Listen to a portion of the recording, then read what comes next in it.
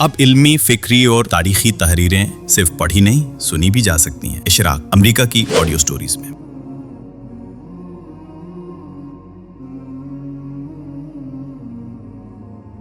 صلاۃ التسبیح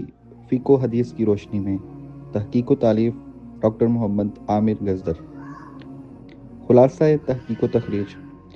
صلاۃ التسبیح سے متعلق تمام روایتوں کا استقصاء کر کے مقالہ نگار نے اس مقالے میں پیچھے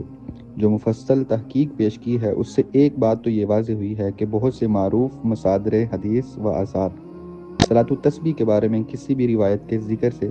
بالکل خاموش ہیں۔ دوسرے یہ کہ ان ساکت مصادر حدیث میں موطا امام مالک، الآثار ابو یوسف، الآثار محمد بن الحسن، مسند طیالسی، مسند شافعی، مسند حمیدی، مصنف ابن ابی شیبہ، مسند اسحاق، مسند احمد، سنن دارمی، صحیح بخاری، صحیح مسلم، مسند بزار، سنن نسائی الصغریٰ، سنن النسائی الکبریٰ، مسند ابی یعلیٰ، شرح معنی الآثار طحاوی، شرح مشکل الآثار طحاوی، صحیح ابن حبان اور سنن دارمی قطنی جیسی مقبول اور معروف کتب بھی شامل ہیں۔ تیسرے یہ کہ اس نماز کے بارے میں جو کچھ مروی ہے وہ نبی صلی اللہ علیہ وآلہ وسلم سے منسوب بعض قولی روایتیں ہیں۔ آپ کا یہ نماز پڑھنا کسی روایت میں نقل نہیں ہوا ہے۔ چوتھے یہ کہ اس موضوع پر رسول اللہ صلی اللہ علیہ وآلہ وسلم سے منسوب قولی روایتیں متعدد صحابہ سے نقل ہوئی ہیں، لیکن فن حدیث کی روح سے کسی بھی صحابی کی روایت کا کوئی ایک طریق بھی صحیح یا حسن کے درجے میں ثابت نہیں ہے کہ اس کو قول رسول قرار دیا جا سکے۔ پانچویں یہ کہ اس باب کی تمام روایتیں بشمول اپنے تمام طرق کے محض ضعیف نہیں ہیں، بلکہ منکر بالکل واہی، انتہائی کمزور اور بہت سے طرق سے من گڑت بھی ہیں۔ چھٹے یہ کہ سند کے علاوہ روایات باب کے متون میں بہت سے اضطرابات بھی ہیں، جن سے ان کے باہم اختلافات، تضادات بھی متحقق ہوئے ہیں۔ ساتویں یہ کہ اس تحقیق کی بنیاد پر یہ بات پورے علمی وثوق سے کی جا سکتی ہے کہ قواعد علمی روایت کی روشنی میں رسول اللہ صلی اللہ علیہ وآلہ وسلم کی نسبت سے اس نماز کے بارے میں کوئی حدیث ثابت نہیں ہے۔ صلاۃ التسبیح درایت کی روشنی میں جائزہ: تحقیق اسانید کے بعد اب ذیل میں ہم صلاۃ التسبیح اور اس کی روایتوں کے مضامین کا درایت کے پہلو سے جائزہ لیں گے۔ نمبر 1، سب سے بنیادی بات یہ ہے کہ عبادت سر تسر توقیفی ہوتی ہے، چنانچہ یہ بات بطور اصول مانی جاتی ہے کہ تعبدی امور میں کوئی چیز جب تک شارع سے صحیح اور مستند ذریعہ سے ثابت نہ ہو، عبادت کی نوعیت کا ہر عمل ممنوع اور غیر مشروع ہوگا۔ چنانچہ جب تحقیق سے ثابت ہوا کہ صلاۃ التسبیح کے بارے میں شارع سے کوئی حدیث ثابت نہیں ہے، تو اسے متحقق یہ ہوا کہ یہ نماز دین میں مشروع نہیں ہے۔ نمبر 2، اسلامی شریعت میں تمام ثابت شدہ نمازوں کی جو معلوم حیت اور طریقہ ادائیگی رسول اللہ صلی اللہ علیہ وآلہ وسلم اور آپ کے صحابہ سے امت کو ملا ہے، اس کی روشنی میں صلاۃ التسبیح کے طریقے کا جائزہ لیا جائے تو بالبداہت واضح ہے کہ یہ نماز اس عبادت کی معلوم اور معروف حیت سے مختلف ہے، اس لیے کہ اس نماز کو 4 رکعتوں کی صورت میں ادا کرنے کا جو طریقہ روایتوں میں آیا ہے، اس میں سبحان اللہ والحمد للہ ولا الہ الا اللہ واللہ اکبر کے الفاظ کو اس نماز میں ایک ورد کے طور پر متعین کر دیا گیا ہے۔ یہ ورد اس نماز میں ہر موقع پر 10 مرتبہ کیا جاتا ہے، اور وہ اس طرح کہ 4 رکعتوں کے ہر قیام قرات کے بعد، ہر رکعت کے رکوع، قومیں، دونوں سجدوں کے درمیان جلسوں میں، اور ہر دوسرے سجدے سے اٹھنے کے بعد قعدے میں بیٹھ کر بھی اس تسبیح کا 10 مرتبہ ورد کیا جاتا ہے۔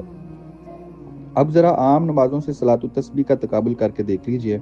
عام نماز میں بطور قانون کسی موقع پر کوئی ورد و تسبیح متعین نہیں ہے۔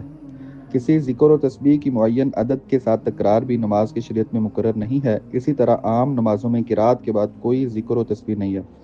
قومیں اور سجدوں کے درمیان کے جلسوں میں کوئی ورد مشروع اور مقرر بھی نہیں ہے۔ علاوہ ازیں نماز کے عام طریقے میں ہر دوسرے سجدے سے اٹھنے کے بعد قعدہ کرنا مشروع نہیں کیا گیا ہے، اور نہ اس موقع کے لیے کوئی ورد مقرر کیا گیا ہے۔ اس تفصیل سے صاف واضح ہے کہ صلاۃ التسبیح کی ادائیگی کا طریقہ اسلامی شریعت میں مقرر نماز کے مشروع و معلوم طریقے سے کئی پہلوؤں سے مختلف ہے۔ چنانچہ اس نماز کی ادائیگی میں شذوذ و غرابت کے ان پہلوؤں کو دیکھا جائے تو صاف واضح ہے کہ اس نماز کا طریقہ ادائیگی چونکہ نماز کی تشریع سنت کے خلاف ہے، اس لیے بھی یہ نماز دین میں ناقابل قبول ہے۔ نمبر 3، صلاۃ التسبیح کی فضیلت روایتوں میں یہ بتائی گئی ہے کہ اس کو پڑھنے والے کے اگلے پچھلے پرانے نئے غلطی سے سرزد ہو جانے والے جانتے بوجھتے کیے ہوئے چھوٹے بڑے پوشیدہ اور ظاہر سب ہی گناہ معاف کر دیے جاتے ہیں۔ یہ فضیلت گناہوں کے حوالے سے قرآن کے قانون توبہ و استغفار کے بھی خلاف ہے۔ قرآن کے مطابق آدمی کے گناہ اس وقت معاف ہوتے ہیں جب وہ گناہ سرزد ہو جانے کے بعد پوری سچائی کے ساتھ جلد نادم ہو کر خدا کی طرف رجوع کرے اور اپنے عمل کی اصلاح کے ساتھ اپنے پروردگار سے معافی طلب کرے۔ اس سے یہ گناہ اگر کسی انسان کی حق تلفی یا اس کے ساتھ کسی زیادتی کی صورت میں سرزد ہوا ہے تو وہ لازماً اس کی تلافی بھی کرے۔ گناہوں کی معافی کے لیے یہ اللہ تعالیٰ کا بیان کردہ قطعی قانون ہے۔ محض کوئی نفل نماز پڑھ لینے سے تمام گناہوں کی معافی کا کوئی تصور دین اسلام میں نہیں ہے۔ چنانچہ اس نماز کی فضیلت کے قرآن کے ساتھ اس تناقض کی بنیاد پر بھی صلاۃ التسبیح کی روایتوں کا یہ مضمون اور اس نماز کا ثبوت ناقابل اعتبار ہو جاتا ہے۔ نمبر 4، دین اسلام میں ایسی کوئی نماز مشروع نہیں ہے جس کے بارے میں مسلمانوں کو یہ تلقین کی گئی ہو کہ وہ ہر ہفتے ایک مرتبہ پڑھ سکیں تو پڑھ لیں، اگر ہفتہ وار بھی نہ پڑھ سکیں تو مہینے میں ایک بار اہتمام کر لیں، اگر یہ بھی نہ کر سکیں تو سال میں ایک بار پڑھ لیں، اور اگر سال میں بھی نہ پڑھ سکیں تو پھر زندگی میں کم از کم ایک بار پڑھ لیں۔ چنانچہ اس پہلو سے بھی دیکھا جائے تو روایت میں صلاۃ التسبیح کی اس طرح کی تلقین بھی واضح کرتی ہے کہ اسلامی شریعت کی روح سے یہ ایک ایسی شاذ نماز ہے جس کی کوئی نظیر ہمارے دین میں موجود نہیں ہے۔ چنانچہ اس شذوذ کی بنا پر بھی احادیث باب کا یہ مضمون ناقابل اعتبار ہے۔ نمبر 5، احادیث باب کے متون میں ایک غرابت یہ بھی ہے کہ آدمی یہ نماز خواہ عمر بھر میں صرف ایک مرتبہ پڑھے یا ہر ہفتے صلاۃ التسبیح کا اہتمام کرتا رہے، دونوں صورتوں میں اس کو حاصل ہونے والا اجر و ثواب ایک ہی ہے۔ یعنی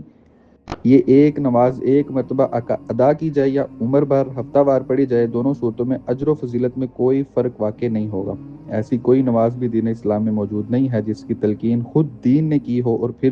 دوام اور مواظبت کی صورت میں ہو یا عمر بھر میں وہ صرف ایک ہی مرتبہ ادا کی جائے، دونوں صورتوں میں اشارے نے ایک ہی اجر و ثواب بتایا ہو۔ لہذا اس شذوذ اور غرابت کی بنیاد پر بھی صلاۃ التسبیح کے متون ناقابل اعتبار ہو جاتے ہیں۔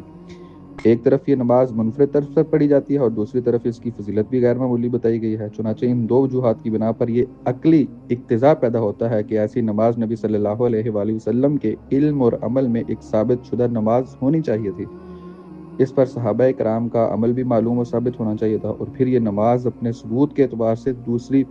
نفل نمازوں کی طرح نہ صرف یہ کہ امت میں معلوم اور معروف ہوتی، بلکہ یہ کہ بعد کے مسلمانوں کو کثرت طرق کے ساتھ اور مستند ذرائع سے موصول ہوتی۔ منفرد طرز کی ایسی اور غیر معمولی فضیلت رکھنے والی یہ نماز نہایت کمزور اور من گھڑت روایتوں کی بنیاد پر دین اسلام میں قطعاً ثابت نہیں کی جا سکتی۔